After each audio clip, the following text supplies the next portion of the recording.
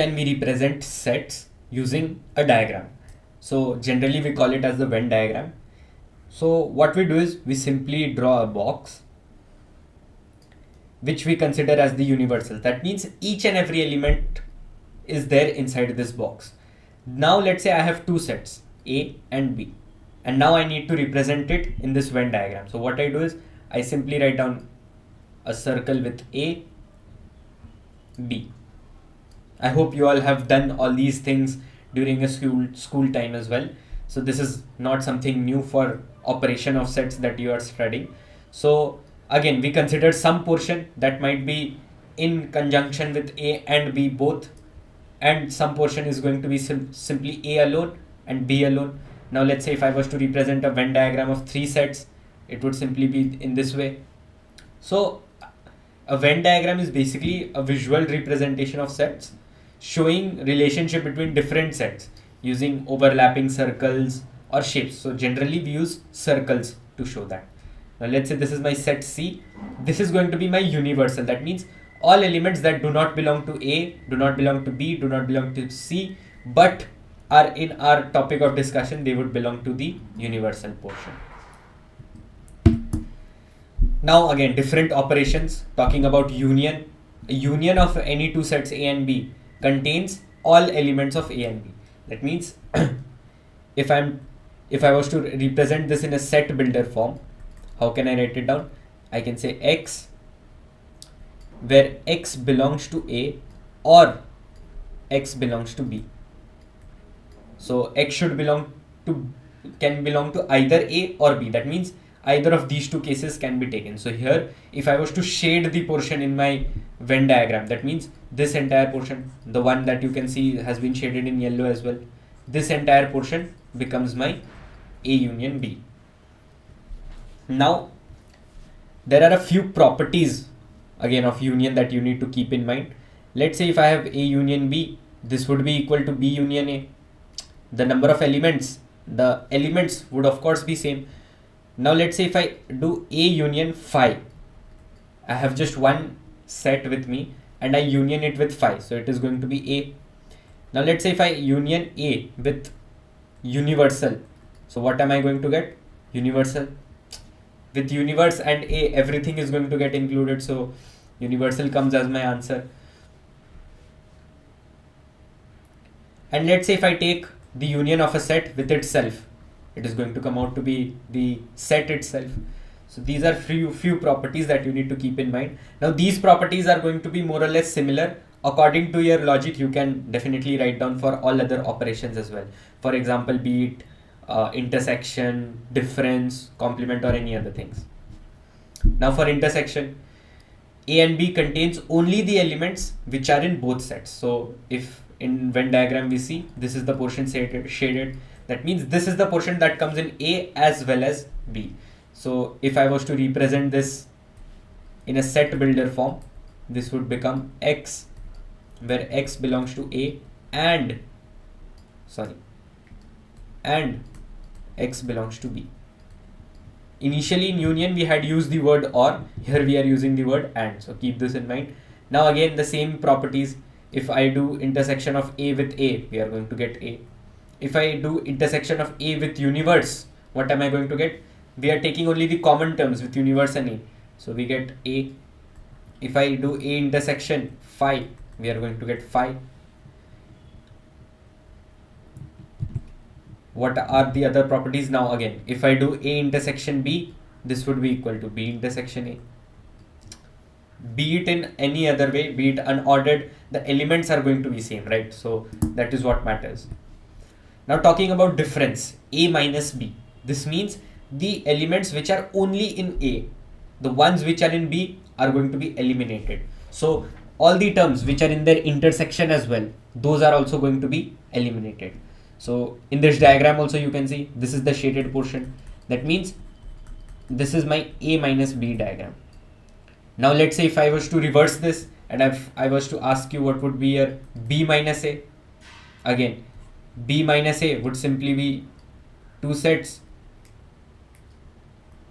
where this is your B, this is your A. B minus A would simply be this portion. So So we are considering the elements only in set A which are not common to set B as well. So keep this thing in mind. Now let's say if there is another operation in difference that you need to keep in mind, which is known as the symmetric difference. We call this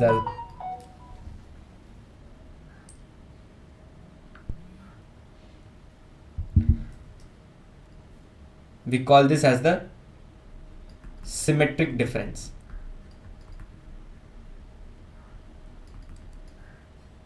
Where we have two sets, again A and B. We generally represent symmetric difference by this A triangle B. What does this mean? This means A minus B union B minus A. So if you look at this carefully, if I do the union of A minus B and B minus A, what am I going to get? This would be my portion that is going to be shaded. Apart from the portion which is in intersection, all the other portion would be shaded. So this becomes my symmetric difference. Now talking about complement. Complement means all other elements apart from my set A. So you can see complement is generally represented by A with a superscript C. This can also be written as A bar or A dash. So all these mean the same thing. Keep this in mind. It is basically union or universal minus A. So let's say if I union of A complement with A, what am I going to get? It would simply be my universal. And let's say if I intersection of A and A complement, I would get phi, because there would be nothing in common between them. Now let's say if I have two sets and if I find out certain types of functions or operations with them, so A union B complement would be A complement intersection B complement. The sign which used to be union, it changes. And for intersection as well, this would become A complement union B complement. So keep these two properties in mind as well. Now if I was to tell you, let's say you have universal complement, what is it going to be? Phi. And let's say if you have phi complement, what is it going to be? Universal. So this is how generally complements are represented. So now first let's look at a very basic question again. You're going to be saying that why are we doing such basic questions? But after that we'll look into the more depth JEE mains level questions. So first, before that, again, whatever we did in this union intersection, if I was to represent them in let's say an equation form, what I can do is I can represent the number of elements. So here what I'm doing is number of elements in A union B would be equal to NA plus NB minus NA intersection B. Now you must be thinking, why are we subtracting this? So let's say if this is my set A, this is my set B. First, when I add NA, this portion gets added. Now when I'm adding NB, again this portion gets added. That means you can see that the intersection portion is getting added twice. That is why we subtract it once. Similarly, for three sets also, you can draw the Venn diagram and understand how we are coming up to this function. Now, generally, whenever questions are asked, you can either solve it by using these equations, or you can use your Venn diagram. And Venn diagram is considered to be the most easiest and the most fastest way of solving questions of sets. So I would recommend you to use that only. Distributive laws, again, A union B intersection C, you can simply distribute them at different brackets. So A union B intersection A union C. Same thing goes for intersection as well. Now let's look at this question. So you have been given three sets: A 1 2 3 4 5 6, B 3 4 7 8, C 5 6 9 10.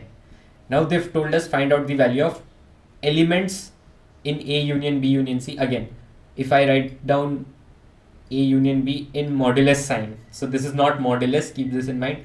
This basically means I'm wanting you to find out number of elements in A union B. So this is another way of representing your cardinal number. minus A intersection B intersection C. So first what we'll do is, let us find out our A union B union C. What is the set going to be in A union B union C? First of all, I'll have all the elements of set A. Then what are the other elements in set B? 3, 4, 3, 4 have already been included, 7 and 8. Those two are new elements. Then we look for C, 5, 6. 5, 6 have already been included, 9, 10. So this is my A union B union C, which is equals to 10. So 10 is basically my cardinal number for this set. Now let me do for A intersection B intersection C. So first of all, what I'll do is, I'll first find out A intersection B, and then I'll intersect it with C as well. So first of all, what is my A intersection B going to be? 1, 2, 3, 4, 5, 6, 3, 4, 7, 8. So what are the common terms? 3 and 4. Now if I do A intersection B intersection C, now I intersect C set with this one, 3 and 4. So again, there are no elements, so this becomes 5. That means there are 0 elements in this set. So simply, if I was to find out the value of this, this would become 10 minus 0. 10 is my answer. So option A becomes my answer.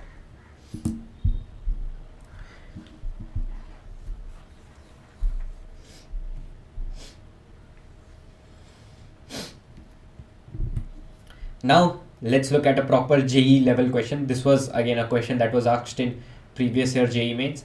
I would recommend you all to first pause the video, try to solve the question by yourself, and then look at the entire solution. So what have they given us? They've given us two sets, S and T, and we need to find out the number of elements which are common in both these sets. So first of all, by just looking at these sets, you can see that the T set, it is in a quadratic format. That means it is easier for us to solve the quadratic one. So let us first find out the elements in T. And you must remember that X belongs to Z. This Z means here integers. So T, how can I write it down? So firstly for T, what I have to do is I need to find out the solution of this quadratic equation. So it is x square minus 7 mod x plus 9 less than equals to 0. Now since here I have x square and modulus of x square is equals to x square, so I can represent this by modulus x. Now this mod x, I hope you all know what its job is. Its job is to make all the negative values inside it positive. So sorry, it can be greater than equal to 0 as well. And one more thing, just a reminder, I hope you all know what this means. Let's say if I have A to B, that means I'm considering each and every value. Let's say if this is my number line, here I have A, here I have B. That means I'm considering each and every element from B to A. From B to A. And I'm including A and B as well here. Now when we talk about open brackets, this is round brackets are known as open brackets. That means I'm considering every element from A to B. However, I'm not considering A and I'm not considering B. So they are generally represented by an open holes. So I hope you all know these things. These are just a reminder of the basic concepts that you must have studied. So here what we are going to do is, first I'll assume my mod x to be T. If my mod x is T, what will happen is this would simply become a quadratic equation. Now again, quadratic equations, solving quadratic equations are something you've already done. So what can I say about T? T can be equal to minus B plus minus root under B square 49 minus 4AC. So this becomes 9 4s are 36 upon 2A. So from here this would become 7 plus minus root under, this would become 13 by 2. So since it is plus minus, that means, and we have an inequality here. So keep in mind, we have an inequality here. It is not equal to. That means my T would belong to a set which is going to be a closed set because there is an equal to sign here as well. So it would be from 7 minus root 13 by 2 up till 7 plus root 13 by 2. So this is going to be the set. Again, finding out the range of such sets you've already done in your class 11th. So this is not a very new thing that I've just written down. So this is the set that I've gotten for T. So what is my T basically? my modulus x belongs from 7 minus root 13 by 2 comma 7 plus root 13 by 2. Now they've told us in this set that x always belongs to integers. So I can find out what are going to be the integers in this range. So if I was to first find out the approximate value of this, the approximate value, what is it going to be? Root 13. Root 13 is somewhat, it is going to be greater than 3 and less than 4. So 3 point something. And if I subtract 7 minus 3 point something, what am I going to get? Point something, and then that would become 4. So 3 point something again. So I would have 3 point something by 2. It would make it 1 point something. That means this is approximately equal to somewhat a value which is greater than 1. So this value basically is greater than 1. So I need to keep this thing in mind. Now for 7 plus root 13 by 2, I'll do the same. So what is my root 13 going to be? It is going to be 3 point something plus 7, 10 point something divided by 2, 5 point something. So this is a value which is less than 6.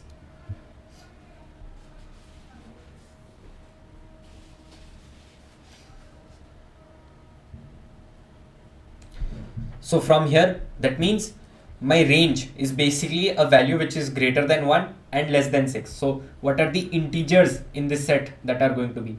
2, 3, 4 and 5. 6 and 1 are not included because the value is going to be greater than 1 point something and it is going to be less than 5 point something. So from there we get this set. So my modulus x basically belongs to this. This is my T set. So I've gotten my T set now. Now let me talk about my S set. Now again, it is going to be very difficult for me to solve for the S set, right? They've given us a very difficult equation which has modulus in it and a lot of things. Now first of all, what I can do is, if I replace this x, modulus x, into x, what would my T set simply become? It would become plus minus 2, comma, plus minus 3, comma, plus minus 4, comma, plus minus 5. So this is basically my x in my T set. However, this is not necessary for me because if I look at my S set, in my S set they've given us an equation which has modulus x in it. So I can directly put the values of modulus x rather than putting the values of x, right? So the equation that they've given us, it is x plus 3 modulus minus 1 upon modulus x minus 2 greater than equal to 0. And then what is the condition that they've applied? They've applied this condition that it belongs from minus 6 to 3 and minus 2 and 2 are not included in this set. So now what I'll do is, since we needed to find out the intersection, so what I'll do is I'll one by one check for modulus x whether all these 4 values satisfy this equation or not. So the values that would satisfy, that would become our answer. So what I'll do is, first I'll check for modulus x is equals to 2. Again, if I put modulus x is equals to 2, this is not going to be satisfied because I would have a 0 in below. So it would come out to be infinity or undefined. And each and everything should be defined. I mean, you need to have a finite value, then only you can say that it is a possible value. So 2 gets rejected. Now let's say if I take modulus x to be 3, what would it become? It would become modulus x plus 3 greater than equal to, this would simply become 1 below. So this would become greater than 1. So is my x plus 3 going to be greater than 1? So what are the values of x that are possible first of all? So if modulus x is equals to 3, that means I can have my x as plus minus 3. So if I put x as 3 plus 3, it is going to be greater than 0. So plus 3 is satisfied. If I take x as minus 3, this would make it 0. So minus 3 has to be rejected. So minus 3 gets rejected from here. So I cannot take minus 3. Now 3, I'll check whether it is included in this range or not. Yes, 3 is included. So 3 becomes one of my answer. That means in my S set, one of the elements is 3. Now I'll check for 4 as well. Now what I'll do, I'll check for mod x is equals to 4. If my mod x is equals to 4, below I'll have 2. Again, that 2 does not matter, it is going to get cross multiplied. I would again be left with this condition only, where I can say x is equals to plus minus 4. If I put both these values, only plus 4 would satisfy. And if I put plus 4, this would become 7. And 7 plus 4, basically, is it lying in this range?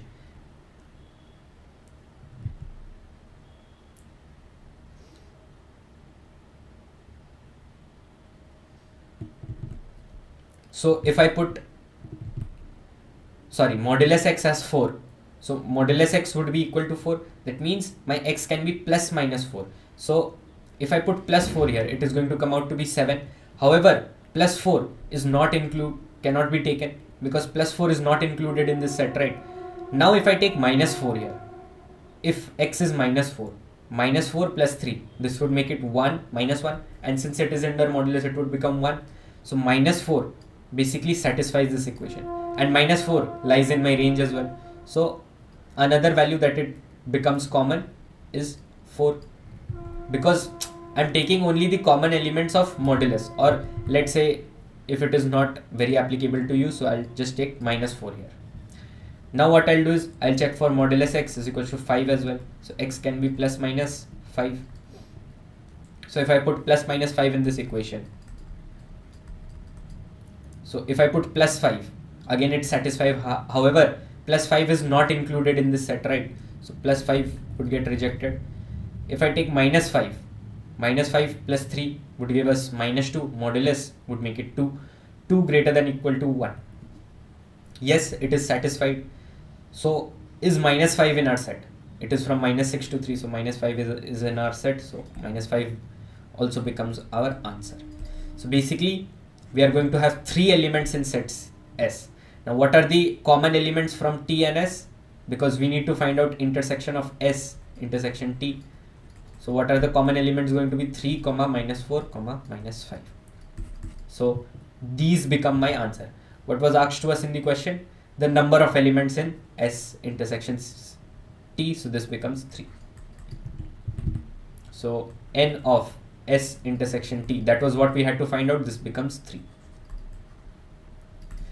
So this is how generally you must solve questions. First, identify which set is easier for you to solve that one out, and then see, since they had asked us to find out the intersection, what we did was we checked for each and every element of T in S if they are satisfying or not. The ones which satisfied became our answer. The ones which did not satisfy were not included in our answer.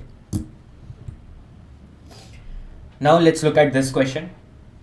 An organization awarded 48 medals in event A, 25 in event B, 18 in event C. If these elements went to a total of 60 men and only 5 got in all 3 events, then how many received medals in exactly 2 or 3 of these events?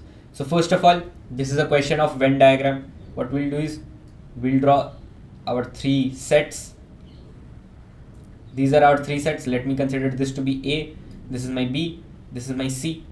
This is the portion which is intersection of all the 3 events.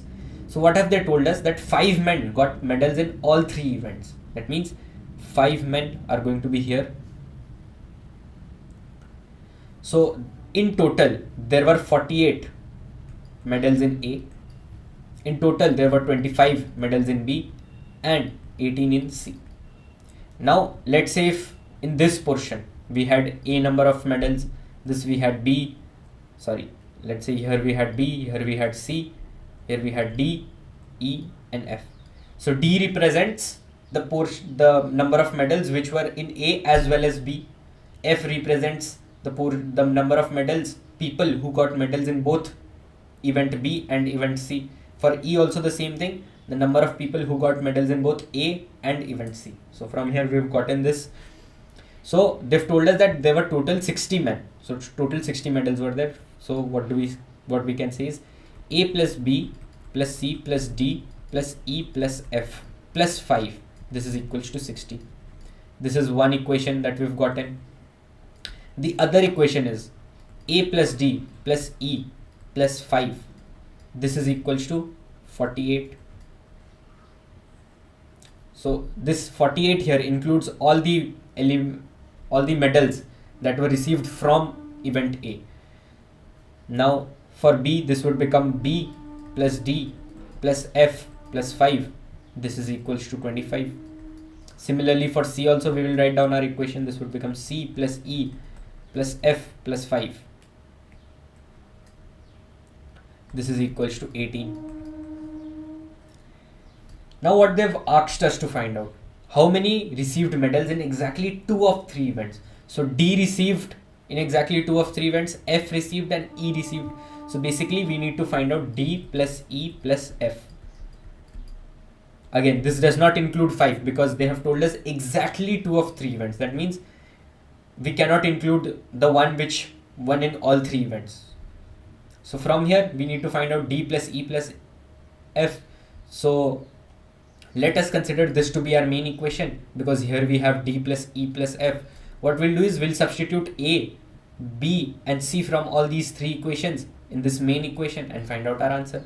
Because if I substitute A, what is it going to come out to be? It is going to come out to be in terms of D and E.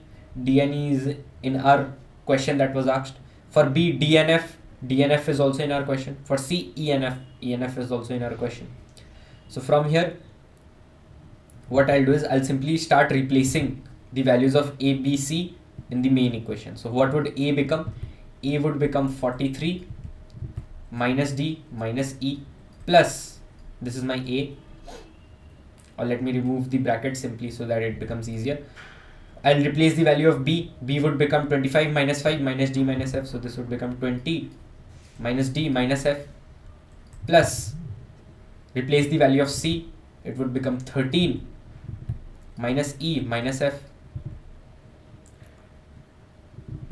This plus D plus E plus F plus 5 is equals to 60. Now let us simply just solve this question to find out a D plus E plus F. So first of all, this D can cancel out one of the D's. F, E and F. E and F can also get cancelled out. So from here what do we get? 43 plus 20 makes it 63. 63 plus 13, we get 76. 76 plus 5, we get 81. So 81 minus D minus E minus F is equals to 60. So if we take all the variables to the one side, we are going to get D plus E plus F. This is equals to 81 minus 60, 21. So this is what exactly we needed to find out. This becomes our answer. So I hope you must have understood how we solve questions related to Venn diagram. Again, it is very simple to solve such questions. You just need to use a little bit of logic. Write down whatever has been asked in the question one by one, point by point, and then you are going to find out your answer very easily.